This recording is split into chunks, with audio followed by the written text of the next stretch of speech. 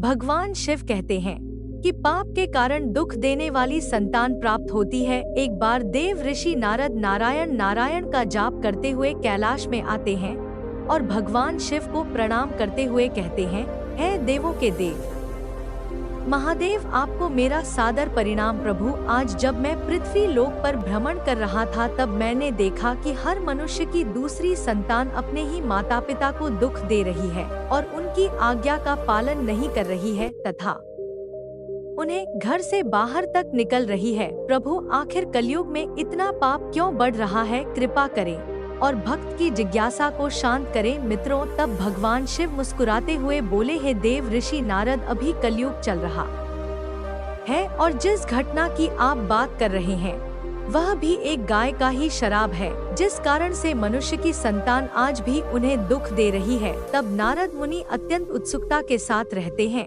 हे भगवान, वह कौन सा श्राप है और क्यों दिया एक गाय ने मनुष्य को शराब? तब भगवान मित्रों शिव कहते हैं, हे नारद, आज मैं आपकी सारी शंका दूर करता हूँ, किंतु आपके इस कथा को ध्यान से पूरा सुना होगा और मानव जाति के कल्याण हेतु इसका प्रसार करना होगा। जो भी स्त्री तथा पुरुष इस कथा का श्रवण करेगा उसके सारे पाप नष्ट हो जाएंगे और उसे मुक्ति मिल जाएगी और उन पर मेरी कृपा दृष्टि बनी रहेगी। फिर मित्रों नारद मुनि रहते हैं, हे प्रभु, मैं ऐसा ही करूँगा।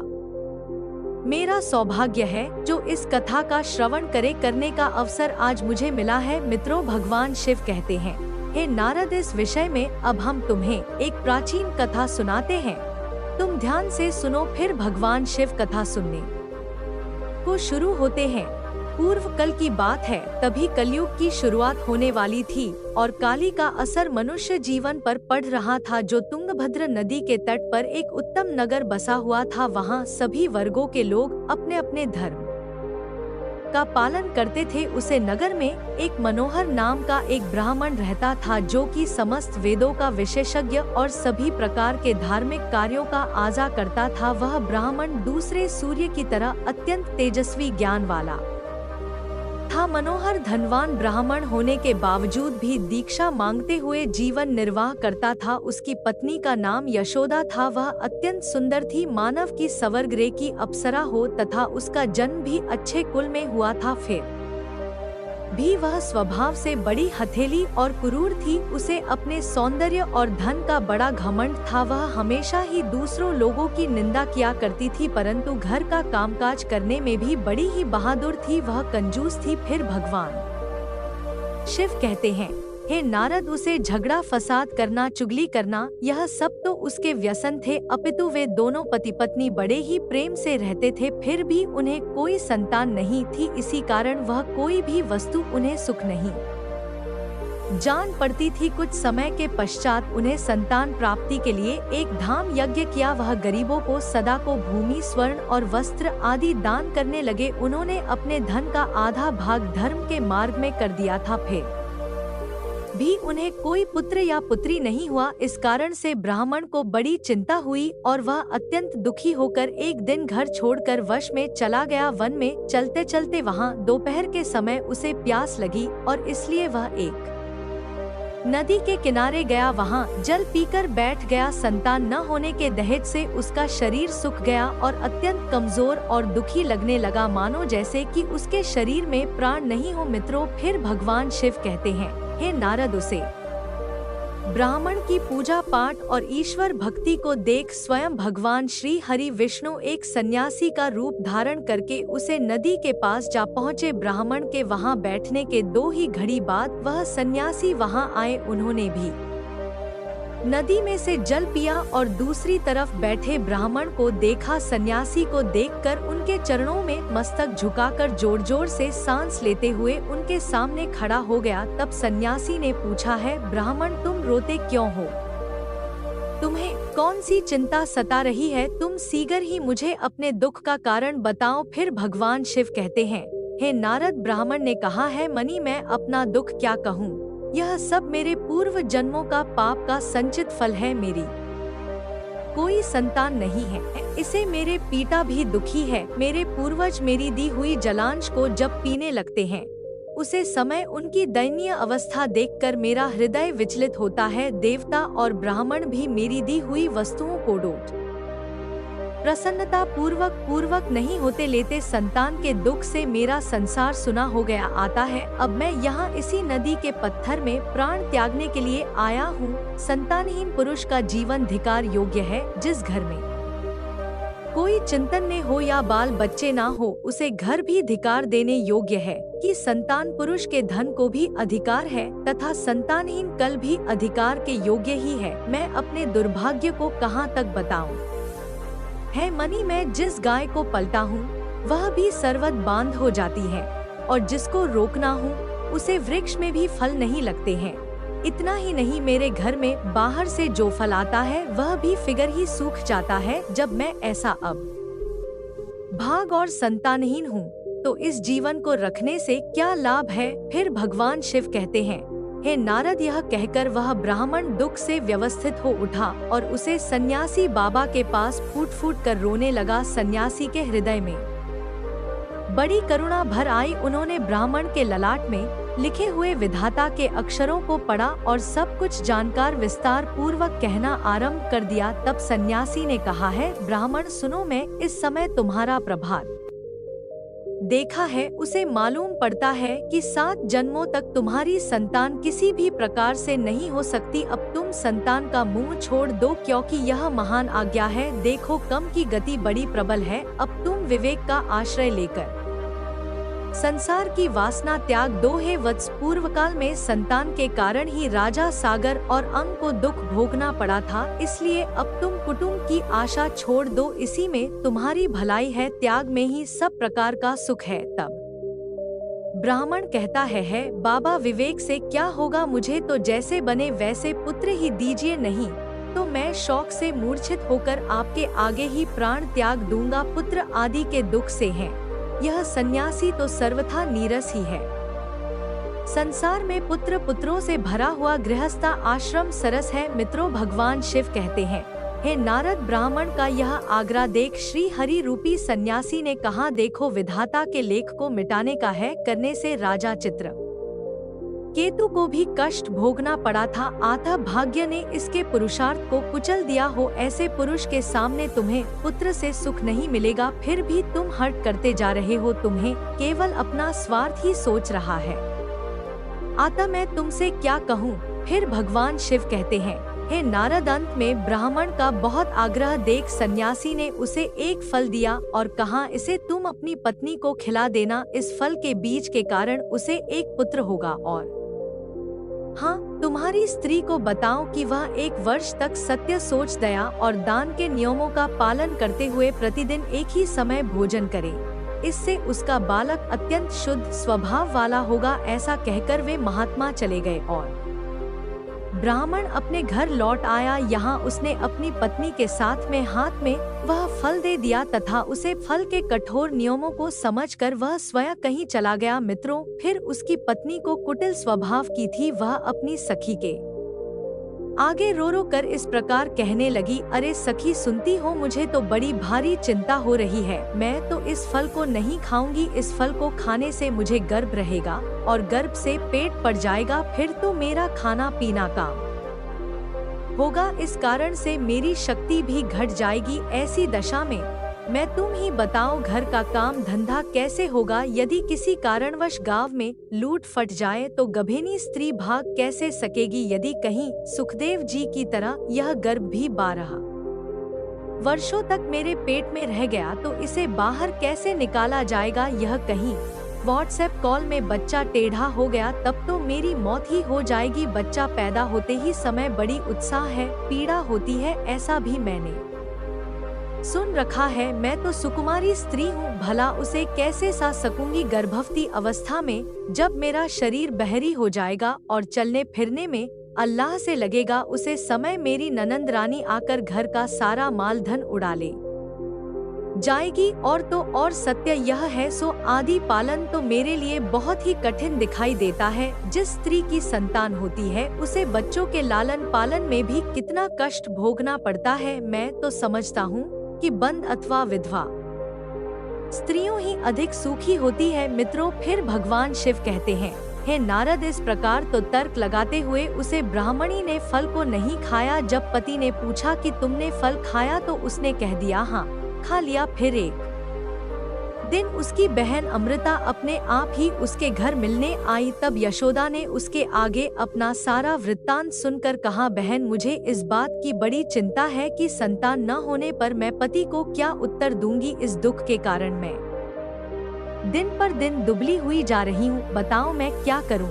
तब उसकी बहन ने कहा, दीदी आप चिंता मत करो, मेरे पेट में भी बच्चा है। परसा होने पर वह बालक मैं तुमको दे दूंगी। जब तक तुम गर्भवती स्त्री की भांति घर में छिपकर मौत से रहो। तुम मेरे पति को धन दे देना, इसे वह अपना बालक तुम्हें दे देंगे। कि मेरा बच्चा 6 महीने का होकर गर्भपात होने से मर गया। मैं प्रतिदिन तुम्हारे घर में जाकर बच्चों का पालन पोषण करती रहूंगी।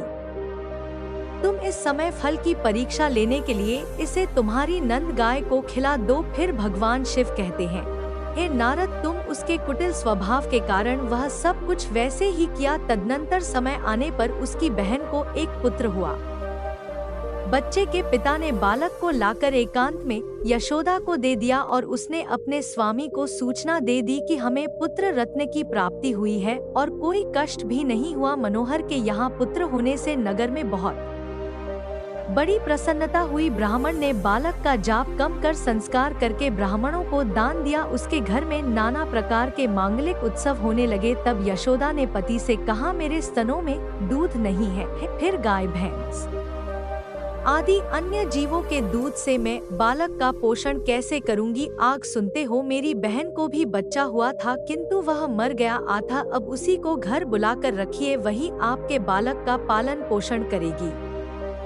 उसके पति ने पुत्र की जीवन रक्षा के लिए वह सब कुछ किया। फिर उन्होंने उसका नाम देव शर्मा रखा। मित्रों, 3 माह बीतने के बाद श्री हरि के फल के आशीर्वाद से ब्राह्मण की गए नंद ने भी एक मनुष्य के बालक को जन्म दिया, जो सर्वे का सुंदर, दिव्या, निर्मल तथा सुवर्ण की जैसी क्रांति वाला था। उसे देखकर आत्मदेव को बड़ी प्रसन्नता हुई और उसने स्वयं ही बालक का संस्कार किया। यह आश्चर्य का समाचार सुनकर सब लोग उसे देखने के लिए आए और आपस में कहने लगे, देखो भाई, इस समय मनोहर का कैसा भाग्य उदय हुआ है। कितने आश्चर्य की बात है कि गाय के पेट में भी देवता के सम्मान रूपी वाला बालक उत्पन्न हुआ। किंतु देव योग से किसी को भी इस गुप्त रहस्य का पता न लगा। उसे बालक के कान को के समान थे। यह देखकर मनोहर ने उसका नाम को करंट रख दिया। फिर मित्रों, भगवान शिव कहते हैं, हे नारद, एक दिन की बात है जब मनोहर कहीं बाहर गए थे